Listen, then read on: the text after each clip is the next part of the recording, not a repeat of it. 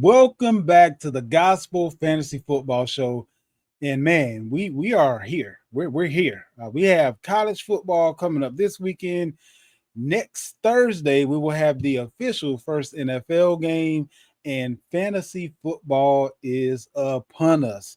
Today, we have a special treat for you. We normally talk about dynasty, we talk about redraft, all that good stuff, but today's show will predominantly be about DFS, daily fantasy football. So, with DFS, that's a way that you can kind of go about building, a little bit of a bank, make a few coins here or there.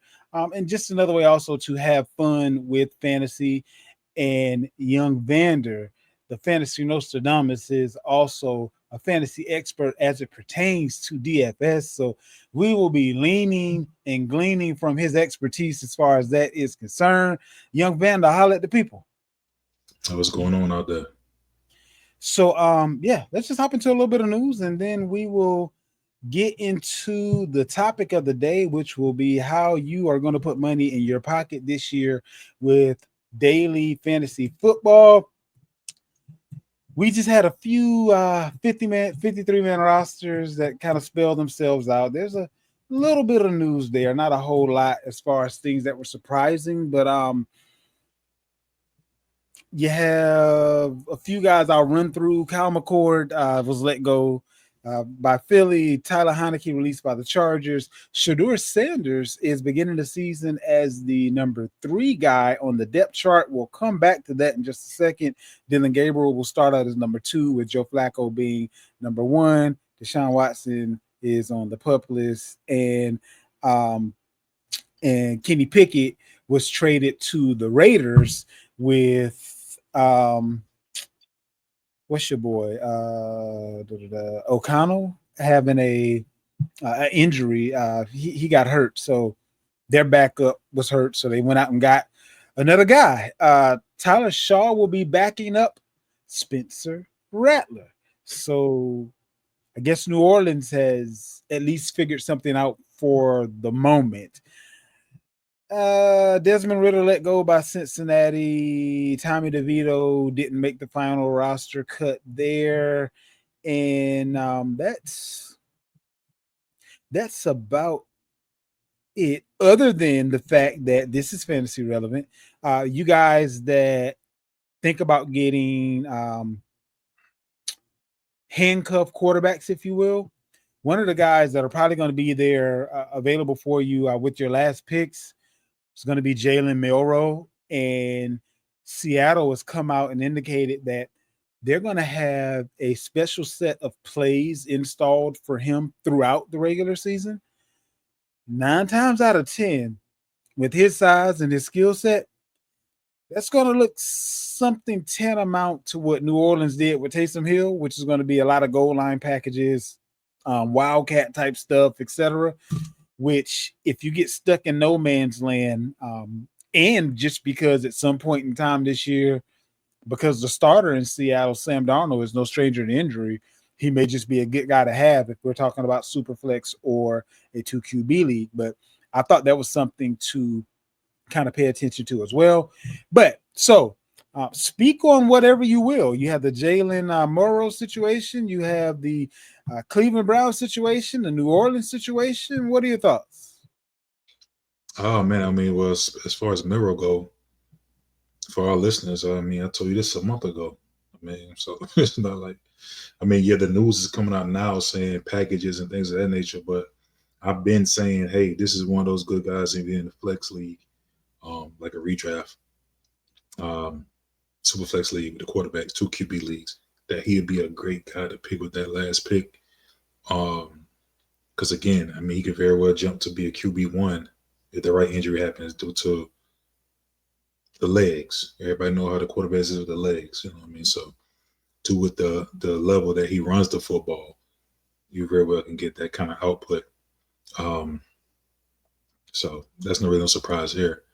Um, what was the other thing you said? You mentioned You got the New Orleans situation and the the, Cleveland situation. the, the New Orleans. What the other one? New Orleans and Cleveland.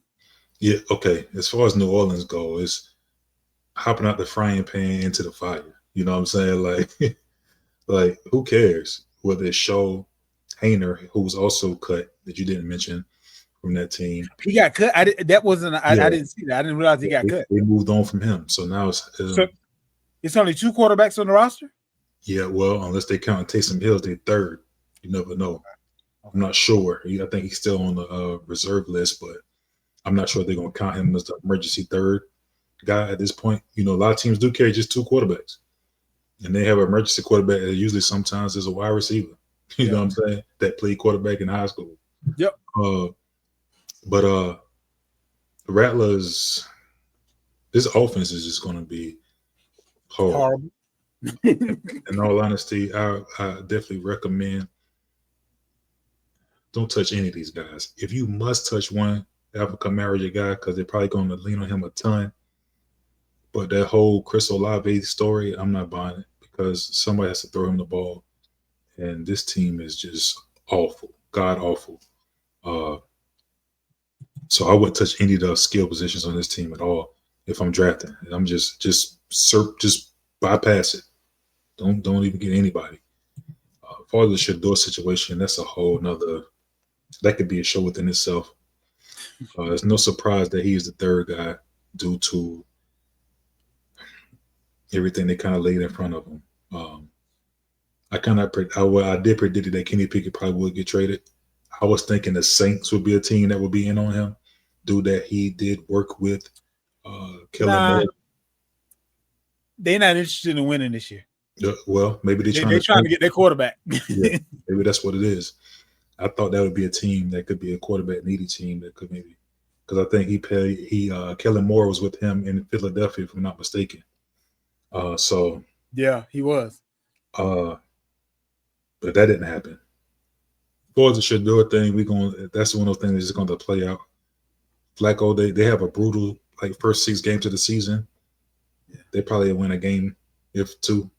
They probably struggle, and I think Gabriel probably gets opportunity, and I think probably at the fourth quarter, end of the season, Shador probably end up getting an opportunity at that point. So, well, I mean, honestly,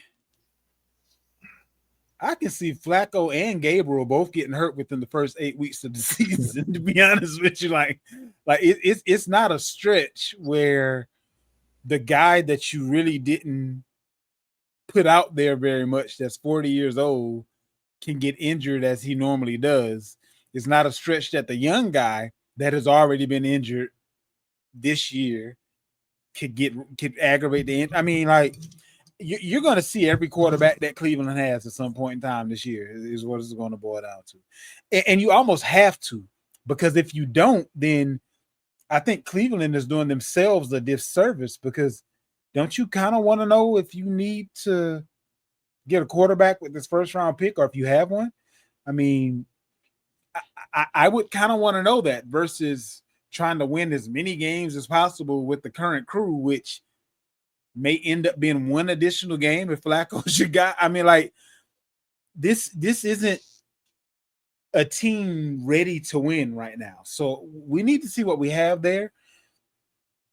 If I can mess around and trade that pick for a king's ransom, because I figured out not only do I have my starter, but I have my backup, no matter which way it goes, whether it's Shador or whether it's Gabriel, whichever one is the starter or the backup.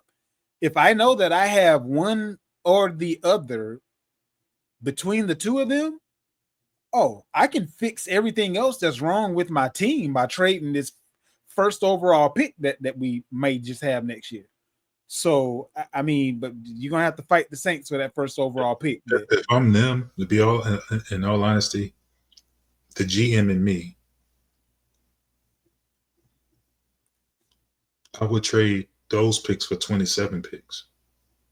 So basically, when the draft rolls back around and some of those teams are trying to get to the top to get the Club Nick or whoever these other guys coming up, I want to be in the 27 draft.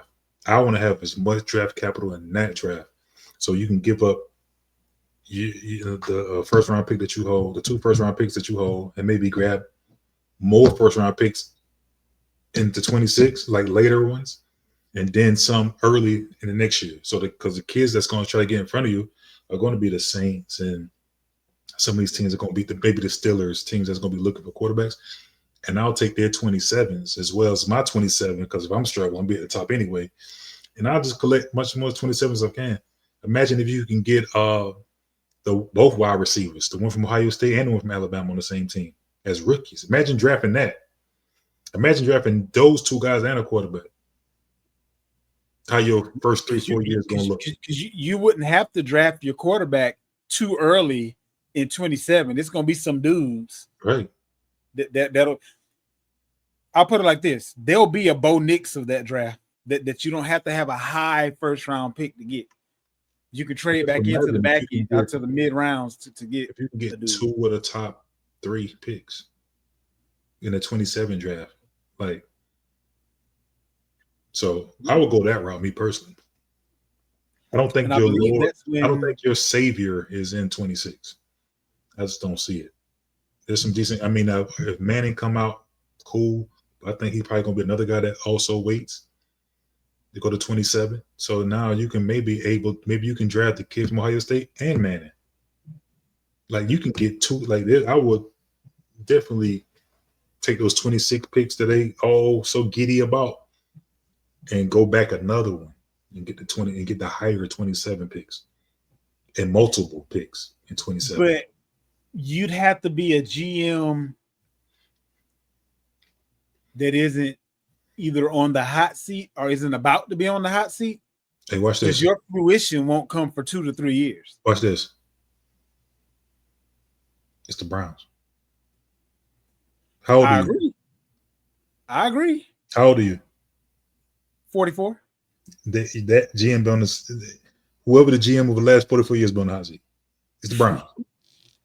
You haven't seen a good Browns team in your life. You haven't seen an AFC champion. You haven't seen a Browns team make it to the AFC championship. Baker made it to the playoffs with them boys. You haven't seen a Browns team make it to the AFC championship game since you've been living. So what's waiting another year? I mean, you're not wrong. Don't hear what I'm not saying. So what's waiting? All I'm saying is I don't know that GM and head coach have 3 years. They basically be setting it up for the next group. If they have to just continue on with this group for the next 3 years. If you went out and grabbed Flacco to be your starting quarterback, you're not trying to win anyway. You get whatever you deserve, huh? Yeah. Like, so I mean, like, come on, like let's make this a more of a long-term play so you can be good for the next 10 years, right? So like go ahead and we're gonna sacrifice this year, push those guys, like I say, and go all in 27. And by that time, you can get Deshaun off the books. Like now you have a little more breathing room to operate and maneuver. But until then, like it's the Browns, bro. Moving on over to running back. A couple of injuries. Joe Mixon is officially out for minimally the first 4 games. This is twofold. How far does Mixon fall down your board?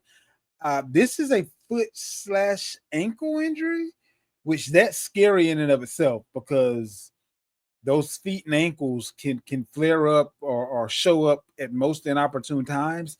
But then the opposite side of it is, how far does Nick Chubb go up your draft board?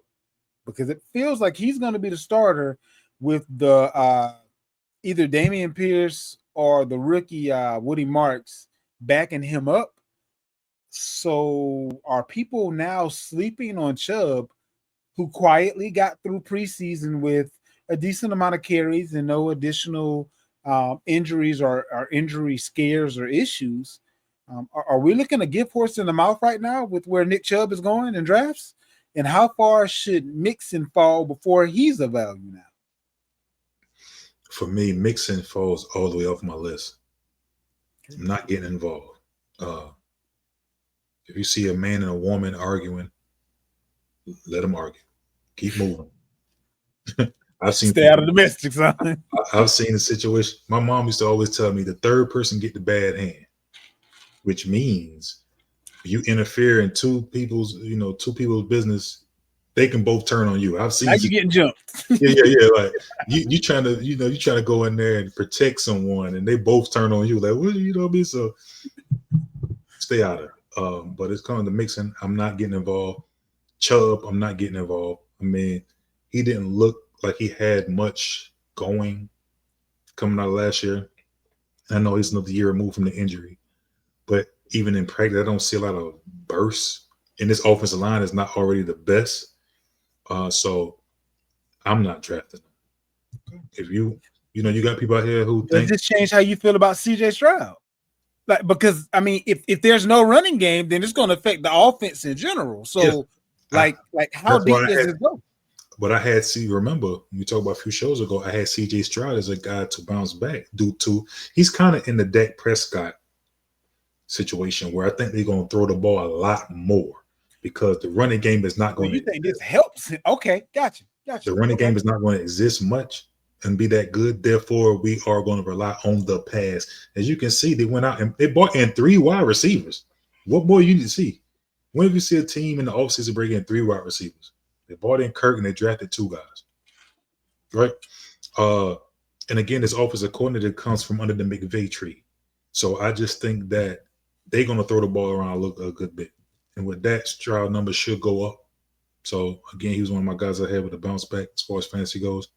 Not saying it's going to correlate and go over to wins. Who knows in real football? But as far as fantasy, I think they're going to sling it around.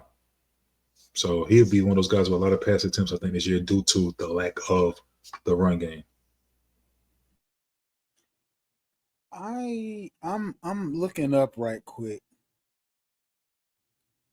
what Nick Chubb's, because you're not going to turn around and give Nick Chubb 20 carries. Nah, knock it off.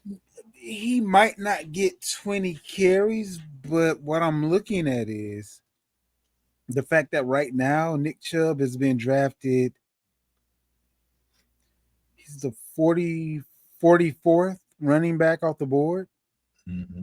And everybody else around him isn't even getting a shot at the starting job.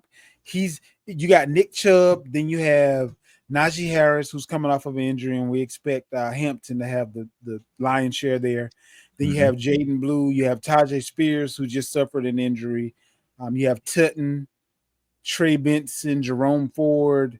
These are the guys in the area where he's been drafted right now. So the fact that he's a starter. Now listen, I'm cool with drafting to move. I'm not drafting to keep though. He'll be a guy that I'm drafting knowing he's a trade piece. I already have my starters in place, and hell, I hope he does well. Right? Let him do well for a week or two and ship him out. But he's not a guy that when I say he's not on my list, I'm not drafting him thinking I'm going to get production out of him. If you can draft him because someone else in the league might want him, and you can sell the name Nick Chubb, go for it. You know what I'm saying? I'm definitely all for that, but he's not a guy that I'm looking at to really benefit, like to be a starter on my team.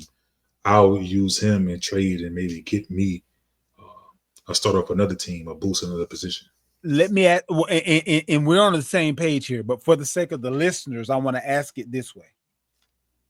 Is there any other running back in the area where he's being drafted that if they had a good week 1, you could sell them for more than you could that guy?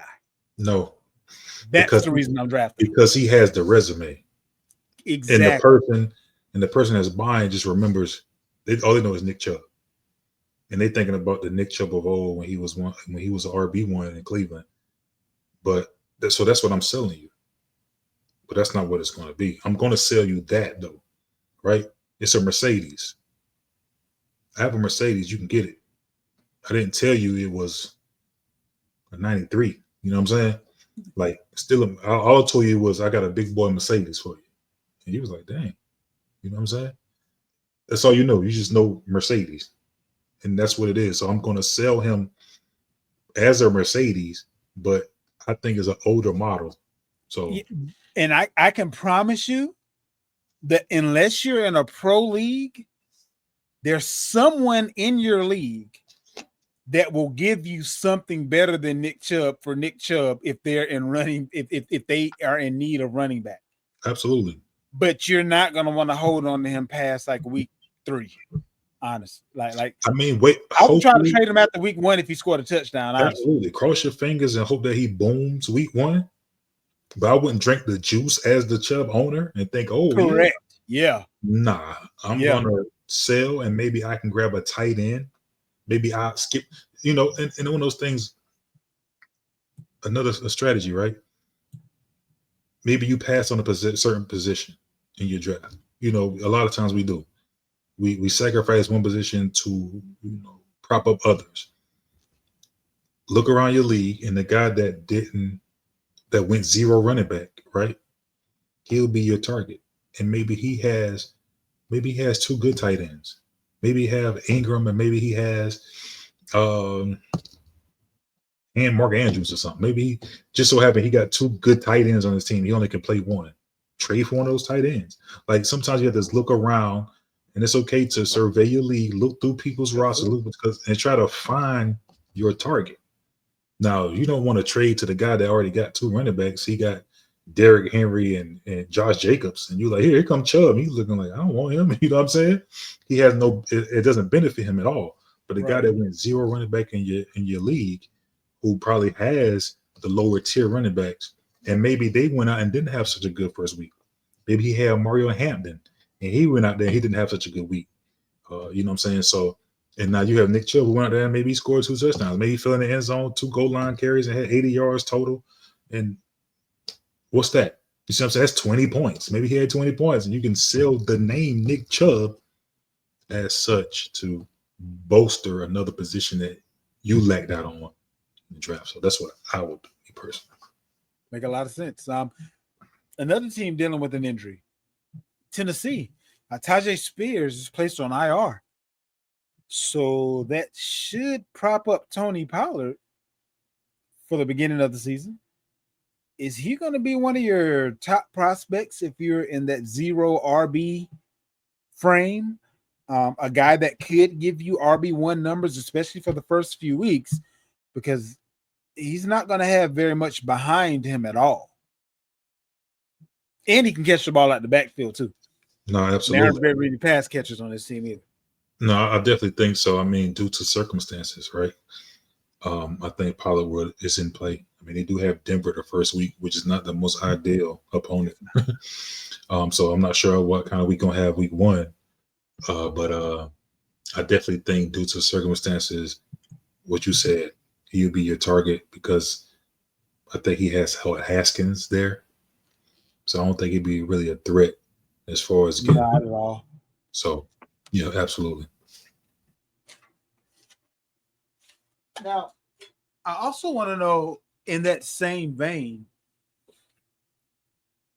would that now be a guy that we're looking to move on before Tajay gets back? Or, I mean, in all honesty, Tajay hasn't exactly been firing on all cylinders since he joined the league. So I don't know that if Pollard is producing, that they necessarily rearrange his workload by too much, if that makes sense. Well, I mean, again, I just think due to circumstances, his workload will increase. I don't think Haskins is going to just come in and he's going to be splitting 50-50 down the middle. I don't see that. Because they're going to have to ramp him up too. So that's the other part of it whenever he's ready. The thing about it, I kind of feel the same way a little. You spoke about Spears, not a stranger to injury, of course. But hell, neither is Pollard. True. So he'll be a guy as well. I would love to have to actually move on as well. Because I don't know if he can even last the whole season. And so he's one of those, if you're going 0 RB, yeah, you can grab a guy like him, or going from him and trade him for a guy that you think is going to do better on the back end. Or if you don't go, or if you go hero RB, just pick him up as a trade beast. True. Like I spoke with Chubb. So I don't really need this guy here on my bench. You may need him, the guy that went 0. So the guy that went 0, who had him on his radar, I took him for him. And hell, you know how we can get real freaky And I give you Pollard and Chubb and try to get something great. You know what I'm saying? Yeah. I give I give you two of these guys and try to get one, 2-for-1 or something major. We can work a deal with that too. So you got two. You need running back. I got two of them for you. They both had good first weeks. So cross your fingers and hope they both have a good first week. And give me and send me a wide receiver. Like you know how we'll do that all day. So I dangle those two guys in front of you and take a wide receiver that you didn't see coming or whatever. So Another guy that I'm trying to figure out whether he should be on my personal no bueno, not gonna do it list. Your boy, who did come up for us last year. He was one of the guys that you was it last year, year before? I want to say he was a rookie last year. But Devon Achane, he's dealing with a calf injury.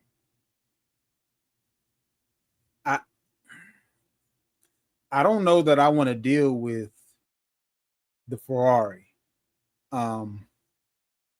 Like going into the season with a lower extremity injury that's hard to get rid of as a running back, and looking at where you're going to have to actually draft him to get him, I just like there are too many guys going around him that I like as much as him. Right now, he's running back 8 off the board.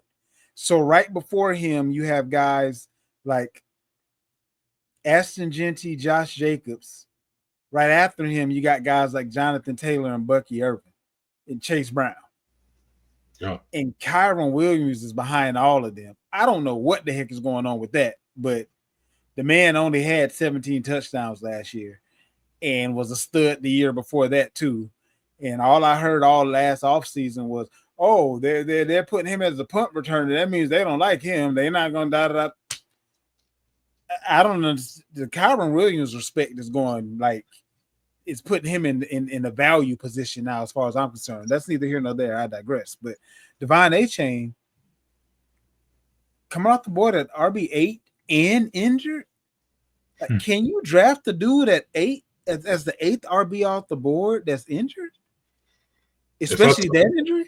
If I told you I had a Ferrari, the brakes are not that good, but it runs. The brakes not that good. Would you take it on the interstate? Absolutely not. That's him. I don't care how fast it can go if I can't stop. There you go. And I mean, one thing about these calf injuries, we know it can a lot of times translate to an Achilles. That's what took CMC out all last year. Calf injury, supposedly. And a lot of times it can become an Achilles injury. See the same thing with Kevin Durant, in basketball, we see a good bit. Guys have calf injuries and then they end up, I think even Dame Lillard, a couple guys, they have a calf injury and then they tear the Achilles and just go. So I think he's probably going to rush back too soon. That's one of those things you really have to let it heal. You can't rush it back. If he does come back, you really putting yourself behind the 8 ball because you really spent some high draft capital. You maybe spend a 2nd round pick on him. You know what I mean? It's something that you told me a couple of days ago. I'm going to put this out here to the listeners real quick. Yeah. Go ahead and move your boy Ali. Was it Ali Gordon? Yeah. Up your draft boards a little bit because he's likely going to be the fill-in in Miami if Achane is to have a long-term injury. Even if it's not long-term, if Ali gets out there, remember, Achane was never drafted to be a bell cow. So if Ali gets out there and does his thing, they may just say, hey, you're better suited to be the 1B to whoever the 1A is because that's how we can get the most production out of you and that's how you can stay healthy and on the field. So it may not be about who's the better running back between the two. The better value between the two is more than apparent because the guy that's already hurt is coming off the board as RB8. And the guy that's likely to fill in for him is RB58. So you do with that whatever you will. But if I can get the guy at RB 58 that's likely to start the season due to this injury, but also likely to carve out a role if he does well, and we're talking about this guy is going after guys like Dylan Sampson, Isaac Garendo, and Tyler Algier. He's going after Kareem Hunt, Ray Davis. Like this is a lottery ticket that you're almost guaranteed to at least get $5, and you're only spending $1. That's how I would look at this guy. I'm at least going to get beginning of the year production based on what A-Chain can't do yet.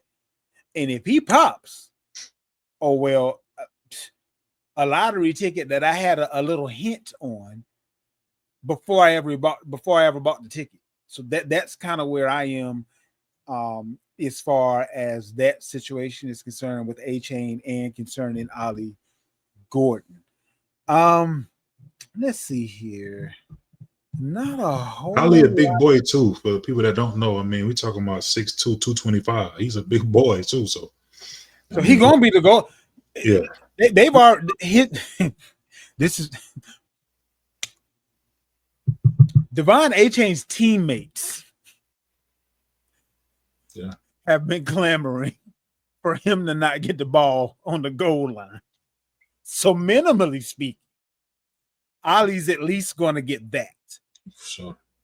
But if he has some burst to him between the 20s as well, and he's going to get the goal line, and he's free. Yeah, I think he's a great pickup for someone late in your draft. One of the better late in the draft and redraft, and also go after him now in Dynasty. Well, he's probably before his price goes up. But again, and I'm an Ollie Gordon owner in the Dynasty League, and I got him as soon as the draft was over, which was months ago. So I mean, they say I'm just a guy. When it comes, I could just I'm a forward thinker. I kind of see things before they come out, and that's one of the things. I was on Ollie Gordon long ago. He was a Dope Walker award winner, so he's a good running back. He had his season last year wasn't as good, but the year before he won a Dope Walker award, which you go to the best running back in the nation. That means something. Absolutely, absolutely. Move on over to wide receiver, and then we'll get into DFS. So Jalen McMillan on IR, designated to return. He had a neck issue going on there. Chris Godwin, he passed his physical. He's off the PUP list, and it's leaning towards him being available. Looking at the Tampa Bay situation, do we still push Emeka Ubeka? Or based on McMillan not being designated for IR and missing an automatic 4 weeks, and Godwin passing his physical and not being put on the PUP list at all, do we kind of temper our expectations a little bit? I think you should. I mean, this guy hasn't been doing anything. He just passed the physical, and now you're just going to throw him out at week 1? No. So let me make sure my question is apparent.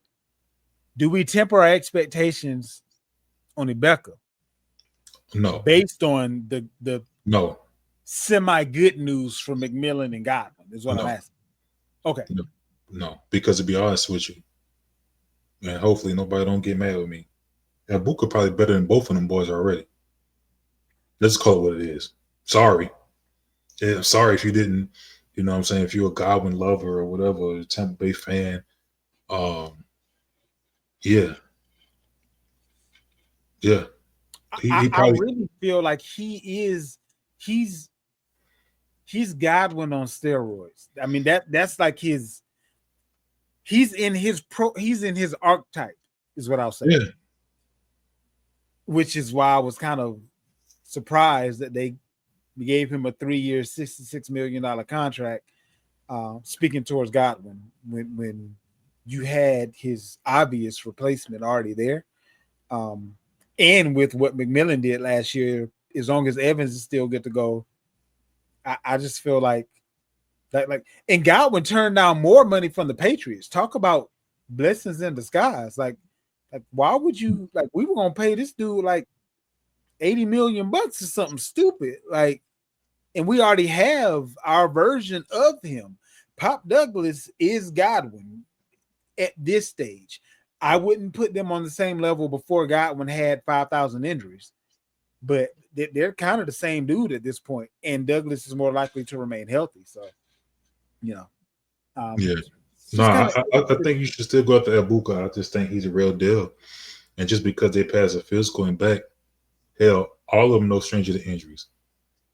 facts. So Facts. by season's end, he can probably still be the wide receiver one on the team. And currently, Emeka Ibuka is wide receiver 36. He has risen. He has arisen. You know what I'm saying? He was in the 50s a couple weeks ago, Yeah. if I'm not mistaken. He's been rising for sure. But I still believe where he is, he's well worth taking. Absolutely. I believe he'll end up being a wide receiver 2. If he gets too much higher, though, you're drafting him where he should end up instead of drafting him at a value. But I would still probably draft him because out of the 2 wide receivers I just mentioned between Godwin and McMillan, somebody going to be injured long term. It never works out to where everybody is just good to go. So, Jalen Reagor released by the Chargers. Tank Dell moved to the reserve pup list. Darnell Mooney avoided IR. He's probably going to be one of my better values as well. Looking at what he did last year and looking at him being on the other side of London, I feel the same way about him as I did last year when people overlooked him. So Christian Watson, he is on the pup list. Not really a whole bunch of other people to talk about. Jalen Pope from the Patriots lands on the IR list. I believe he would have been cut if he wasn't on the IR list. Now, this is a guy I do want to talk about real quick because I really feel like this guy is someone that people may be sleeping on. I feel like you can get Brandon Ayuk now for nothing. And there's several injuries with the 49ers, and he has familiarity with Brock Purdy. And right now, Brandon Ayuk is wide receiver 51. This is a dude that has finished as a wide receiver 1 before, just so we're on the same page. And he's wide receiver 51. How much lower does he have to get before people wake up a little bit? And to be honest with you, I wouldn't be mad if he started the season on IR, because that means not only can I have him as a quote unquote sleeper, if you will, but he ain't even got to take up a roster spot. So what am I missing? Like, why is he falling so drastically when everything that we've seen on the field in the offseason says that he's actually healthy? They're just taking their time. I mean, it's an injury. You don't know when he's coming back.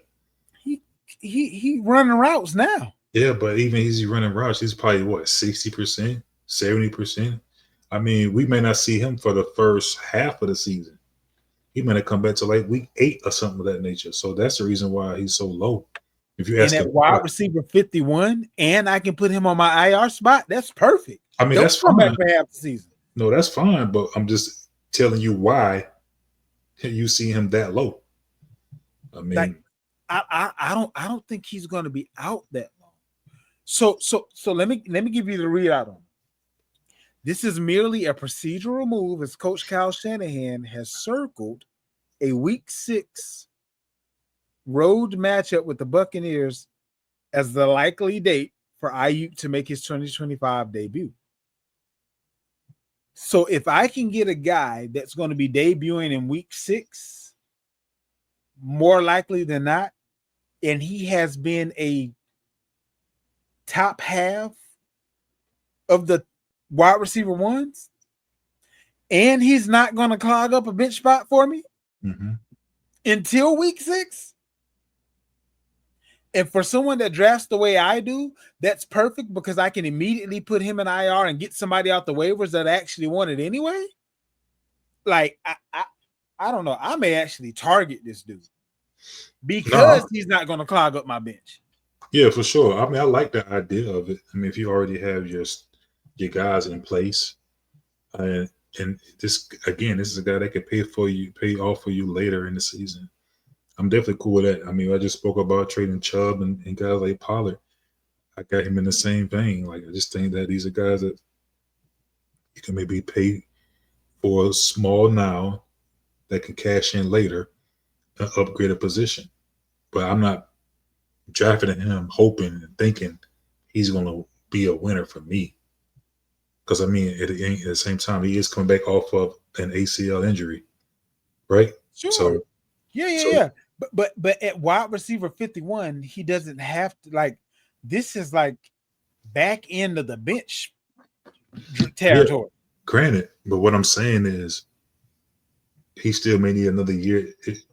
The thing is, drafting him, you're selling him as Ayuk. You're selling him as somebody that did finish as a wide receiver 1. Don't go in. No. Don't listen. I wouldn't be selling him. I would be keeping him. Well, I think you're fooling. The reason that I'm keeping him is because once we get to week 6, I believe that one of the pass catchers from the 49ers will be injured. And they ain't got but so many. That's just the nature of football. By week 6, there hasn't been. I'm just putting it out there. He's coming off an injury himself, so it's not what I mean. That's cool. That's cool. But we're going into week 7, mid-season, where a whole bunch of other people have been injured too. Again, he's wide receiver 51. The other dudes that you're drafting around the same place that you're drafting him may never amount to anything in general. Give me some names. Give me some names. That's from, like, who's at 55 and up to 52 in that range. So Rashid Shaheed, he ain't got a quarterback. Luther Burton, 5,000 receivers on that team. Marvin Mims, I don't even know if he's going to have a job. Now there are a couple of guys. This is a sweet spot here. Darnell Mooney, he's wide receiver 57. That's the dude I just told you was a value. Christian Kirk, he's wide receiver 58. Marquise Hollywood Brown, he's wide receiver 59. So these are the guys right in that same. They all have the same issue, really. Injury. I'd rather have Ayuk than them guys, but I'm still trying to sell them. I'm not trying to keep them. I'm sorry. Well, I'm not saying if I can sell them, cool. But 9 times out of 10, I sold somebody else if I had good news indicating that he was ready to come back and he was full of go. I'm selling the good news.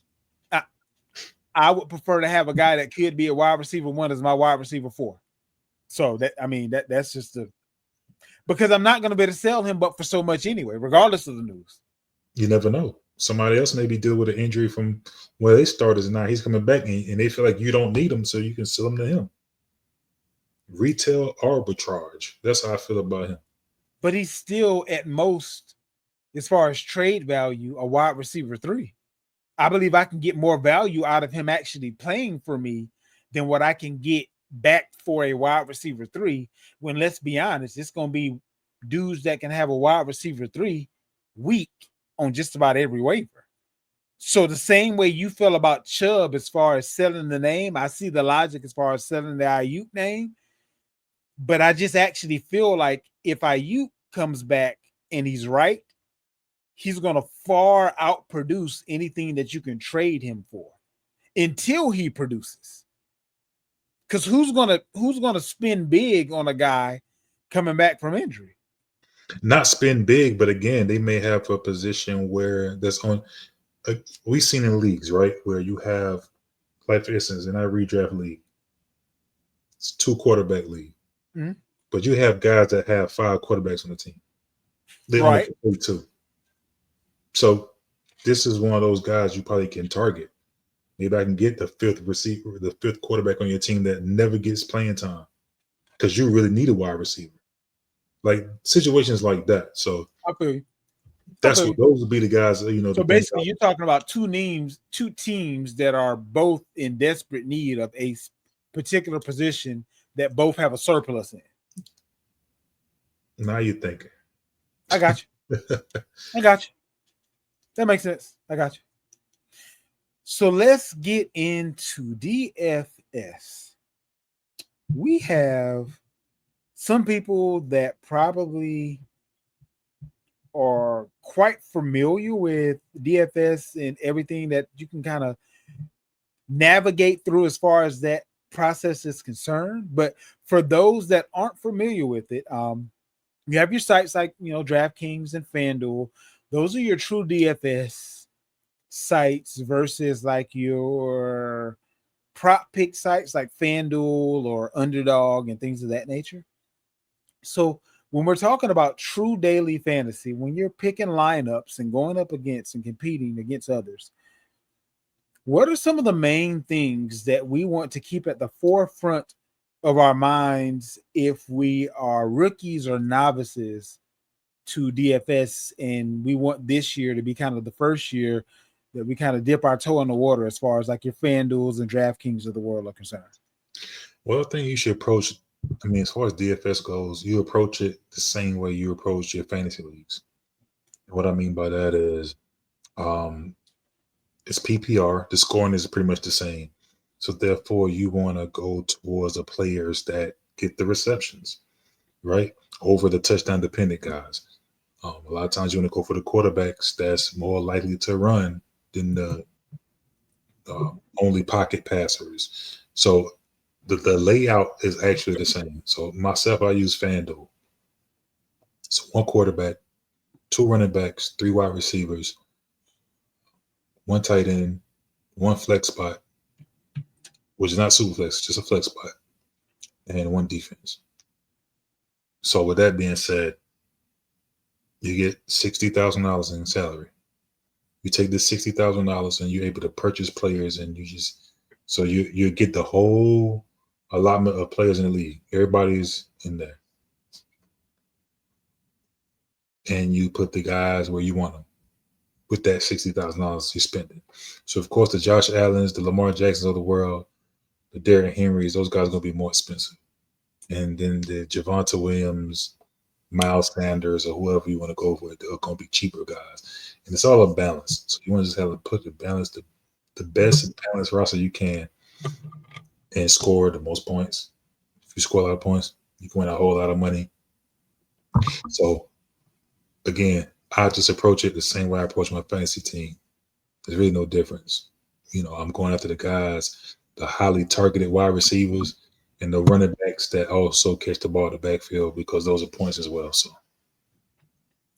now I'm not as adept at daily fantasy as you are, but a few of the things that crossed my mind that could possibly be different just based on the setup between looking at daily and your regular fantasy. There's certain things that I would think don't matter at all as far as a yearly or a redraft or dynasty are concerned, per se. It may help me with a lineup decision or something like that. But as far as daily fantasy, it would be paramount, in my opinion. So correct me if I'm wrong, or let me know that I'm on the right path here. There are certain things that I don't necessarily look at for redraft and dynasty each week. If I have a starter and they're a solidified starter, a set it and forget it guy, there's just a set it and forget it guy. But in daily fantasy, how much are you looking at the Vegas totals, indicating which games may be the higher scoring games that may help you decide between players, or how much you looking at extreme weather depending on the time of year and how that may affect certain positions or players, or maybe the difference between value above replacement. So on my team, I'm obviously starting Bijan Robinson if I have him, but on your daily fantasy team, Chase Brown is like $3,000 cheaper and have the same range of outcomes. So although it's quote unquote, I'll say a decision in dynasty or redraft, you might actually be better off leaving the big dog on the table and going the route lesser traveled. So considering a few of, not necessarily considering, how many of those things do you consider? Does any of that go into your decision making at all? And if Absolutely. so, how much? I mean, the whole Vegas thing, I don't look at that. I don't look at the points Okay. scored in Vegas. That doesn't mean anything to me. It's strictly based off matchups. So I'm looking at the matchup. I'm looking at, okay, this team is the worst in the league against the run. So it's not like you know, one thing about regular fantasy, you stuck with the guys. You got Bijan, whoever's on your team. It doesn't matter if you're going against the Denver Broncos or you got the Kansas City Chiefs. Like you got them and you're going to start them. And this, not so much. So if I have Bijan Robinson, he's going to get the Kansas City Chiefs. And I have, he's, let's say he calls 8,000. He's high. Right. And I got Cuba Hubbard, who's 6,400 going against the Tennessee Titans. I might take my chances on Cuba Hubbard, save that money, and I think Cuba Hubbard probably gonna have a better week than Bijan. Not saying he's the better player, but he has the better matchup. So it's all based matchup based. If I know Jamar Chase is going against a dud passing team that give up, let's say for instance we seen Justin Jefferson go against the Rams and he had 185 last week and 2 touchdowns. And they got Chase this week, I may go with that. Like I'm chasing the matchups versus what Vegas saying, scoring, all those things. Weather can play a part, maybe if you have a certain defense that's a bad weather team playing against a run team, maybe it's going to slow that team up some. So it's more real. I think DFS has a more realistic, well, fantasy, of course, is fantasy, but I tend to take the more realistic approach when I'm picking the players due to strictly matchup based. So it's all matchups. I mean, of course, I'm going to take the guy with the better matchup over the big name per se. So it's just really about the name. It's really about, and as the season go on, and you have your different websites that's letting you know what teams are good against the tight end, what team give the most fantasy points to the quarterback. I look at those things and help determine some of the players I'm going to play. And also, bell cow running backs, different things like that. So you have an idea. If you really watch real football, this is why I think the real football can really translate a little bit better for its DFS play. And you mentioned something that I kind of want to get a little bit more deeper into. So matchups, right?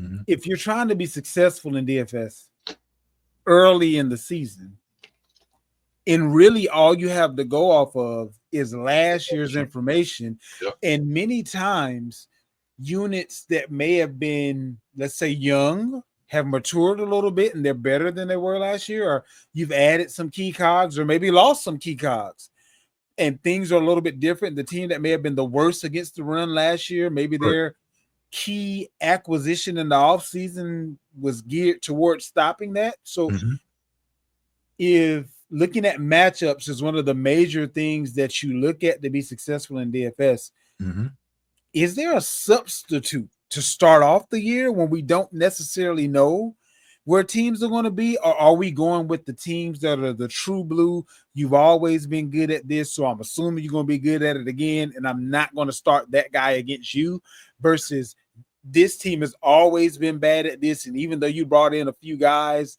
I don't know if you're going to actually be able to prepare them for week one. Like, how, or is that going too deep into it? How are you going to triage? That's a good question. And it's funny you asked that. I'll give you an example. For instance, the Patriots was not a good team against the run last year. They should be now.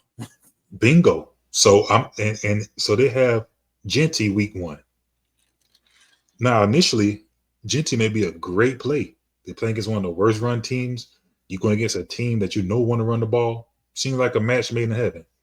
But when you add all these different pieces to the different defense, you bring in Vrabel, it's like, okay, maybe not so much now. So, yeah, you go off last year's.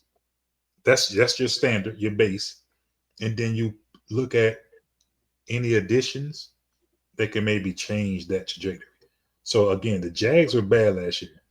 They're probably going to be bad week 1. Carolina Panthers were bad last year. Probably going to be bad week 1. The Broncos was a good run defense last year. They added people. it's probably gonna be even better. You know what I mean? So you kind of have to put those things in play when you decide to get these players. And then also, again, I like to go off new offensive coordinators and changes and things like that. So when I see the offensive coordinator that went to Houston, I'm more inclined to take Nico Collins because I know they're going to try to get him the ball a ton. Also, losing Joe Mixon and stuff like things of that nature we spoke on earlier, they're going to pass the ball a lot more now. Nico probably going to have one of those games. You got Leon Cohen that went to the Jags. We see what he did with the Godwins. We see what he did with Mike Evans. Hell, he got a new shiny toy, Brian Thomas Jr. I'm more inclined to play Brian Thomas Jr. week 1. So, I mean, his newest toy is Travis Hunter. But that toy only come out on Saturdays. That's a classic, right? It's a 1963 Impala. You don't drive it all the time. You wash it up clean, drive to the car show, and drive it back. Take your wife out to breakfast, take it back home, and put it in the garage. Like that's what Travis Hunter going to be because he's going to be playing both sides of the ball. And whether it's not 50-50 or whatever it's going to be, I still think Brian Thomas Jr. is the featured guy in this offense, for sure. right? Yeah, for sure. You got the Atlanta Falcons, who ended out on a bang. Nico with Drake London. He's another guy I love. This, and they have Tampa Bay week 1, who's good against the run. Therefore, they'll probably slow Bijan up a little bit and sling it around a little bit. So it's things like that of that nature. If you know football, you know the game a little bit. Again, start off with your base, go off last year, and then if you a guy like myself who I just watch everything football, I know when teams add certain guys to the mix and subtract certain guys from the mix, and I just put that in my equation as well before I make my final decision. Now, what do you consider to be more important? A player's, and this is specific to DFS again, a player's ceiling or a player's floor? Or what level of combination are you looking for between ceiling and floor? Well, I do both. You got things they call cash games, and then you got the tournament. So the tournament is more, it's a larger population, a lot more people in the bigger pots. For instance, they have a $5 tournament. It's 600,000 people in there, but first place is $1 million. So if you're in a tournament of that nature, then you're going to play more of your higher ceiling guys. Basically, a lot of boom or bust plays because you want to have certain players that people may not have that can get you to the top if they do go off. In the cash games where it's just more, and I didn't talk about that, but you have like 50-50. So they have a lot of tournaments where if you can finish in the top half, you make money. So you don't have to win it all. You just have to finish in the top half. Those will be the guys that you go with the more the higher floor instead of the bingo. ceiling. The guys, as you know what I'm saying, the more Or consistent. high floor and high ceiling. Right. And you just want to have enough to keep you in that window. But if you're in a tournament and you got 100,000 people in there, you got to stand out in the crowd. You can't play the typical lineup that everybody's going to play because these guys would be highly owned. So if you know Pat Mahomes going against the Carolina Panthers, he may be a highly owned quarterback that week. He may be 30% owned. That means 30% of these guys got him as their quarterback 1. So you want to maybe go to grab somebody that you grab Sam Darnold. And maybe he's 5% owned because people didn't really believe in him. Maybe he playing because a harder matchup, but he happens to go off and get the same amount of points that Mahomes got. And he was cheaper. So you kind of want to stick out and get the player that's less owned to kind of jump to the top of the leaderboard. That makes sense. So the bigger tournament plays, you want to get the boom plays. So most of your lineups will probably look boom or bust. And then in those cash games, you just want to make sure you get some money, you get your money back, double your paper. Then those are guys you'll play the higher floor guys.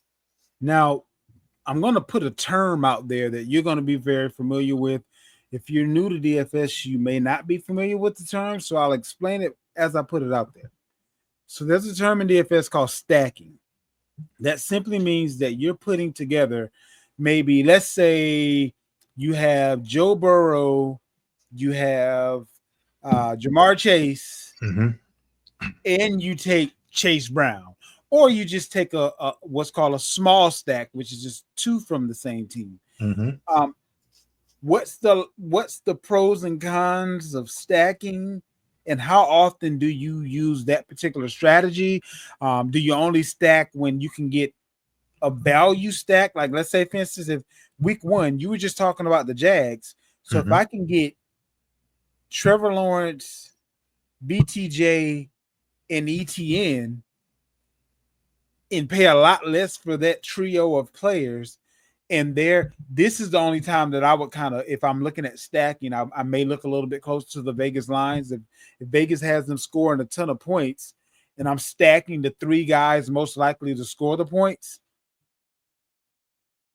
that's the only time that I really see value in stacking. But are there particular times that that's the strategy you want to go with, and does that change between tournament versus 50-50 versus head to head? Or and then the question I want to put out there also, just so I don't forget it, is there a category in which you're more likely to be successful in and win, as far as the different types between like your 50-50 tournament, head to head, and what there's probably like 5 or 6 different kinds of games. But No, I think head to head, of course, it's like a 50% chance because you're going against one person.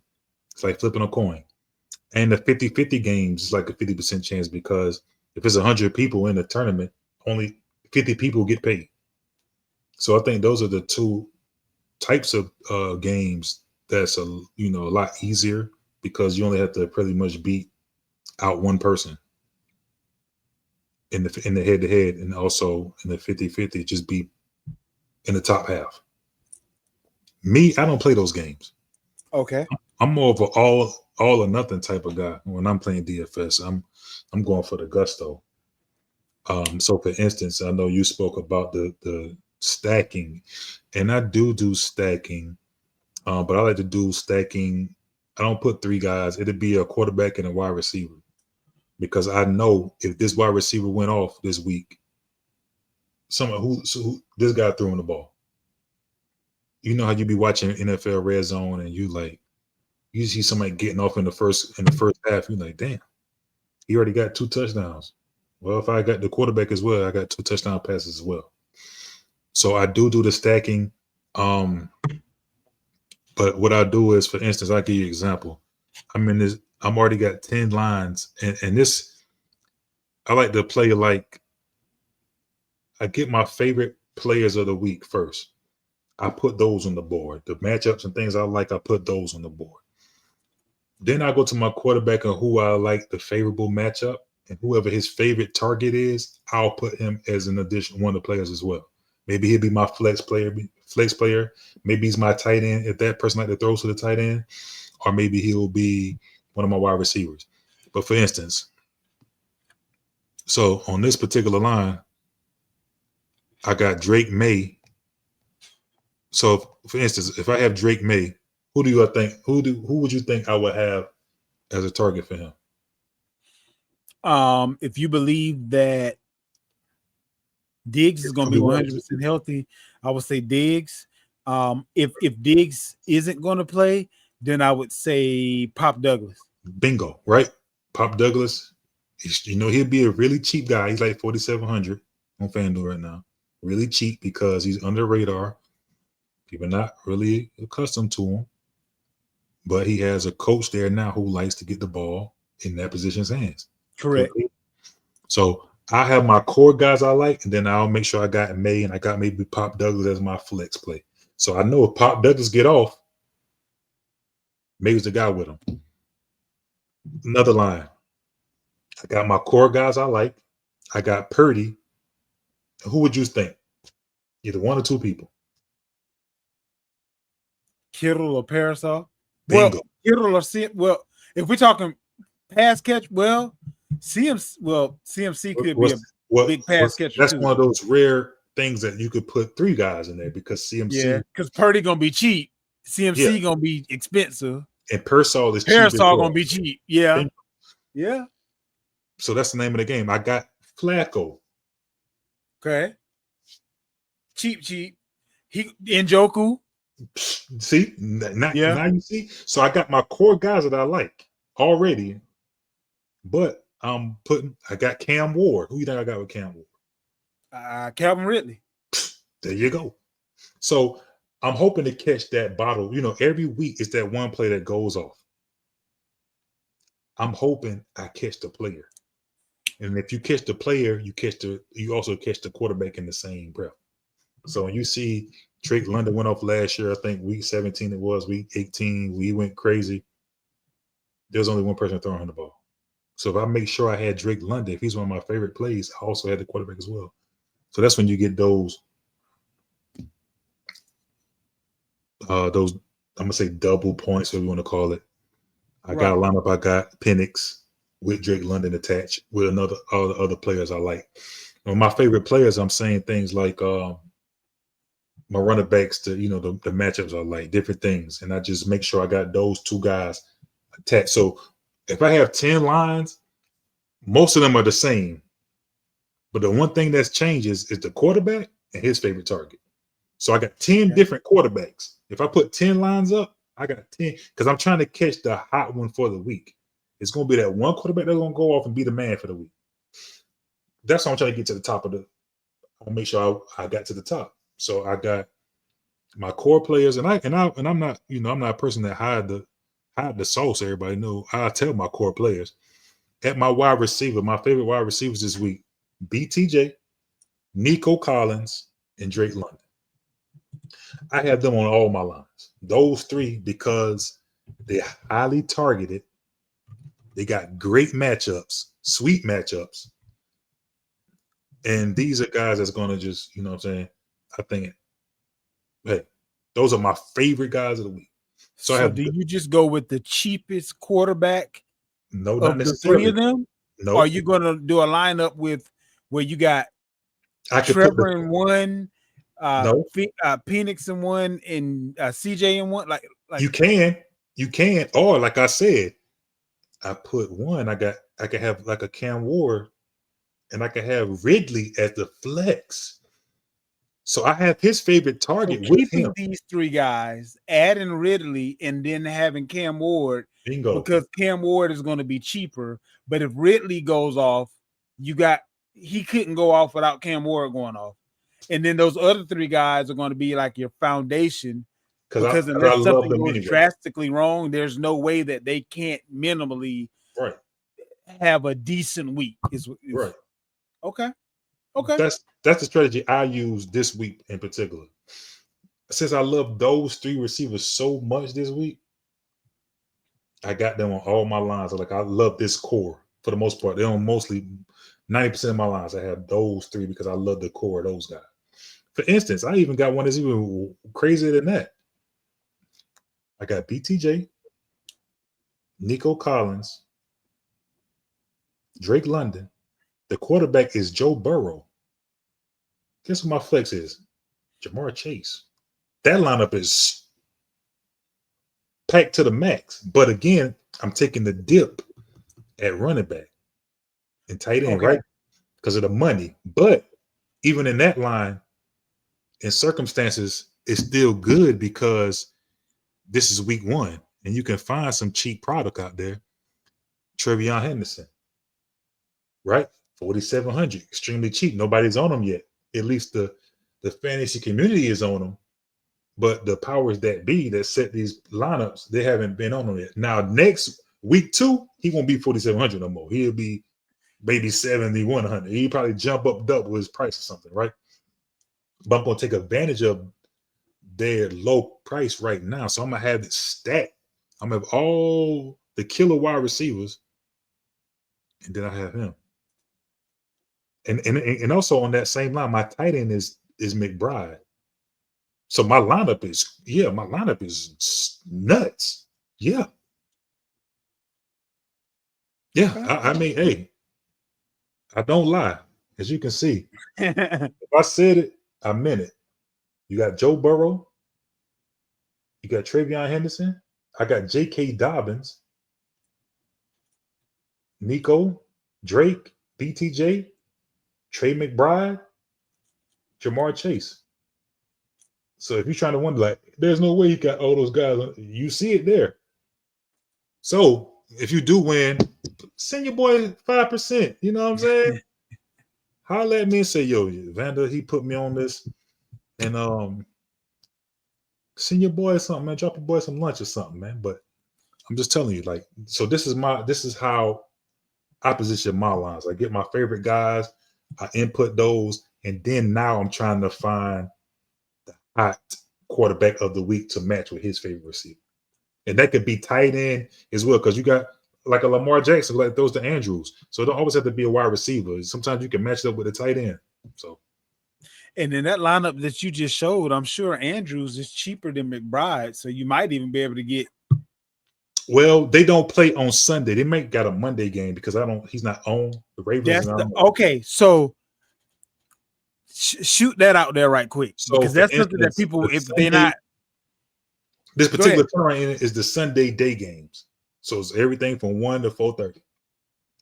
A lot of times the late game on Sunday is a single game entry. It's not a whole roster. You just put like your favorite, your MVP, and then they make you pick like 4 or 5 other guys to add, and they add that up.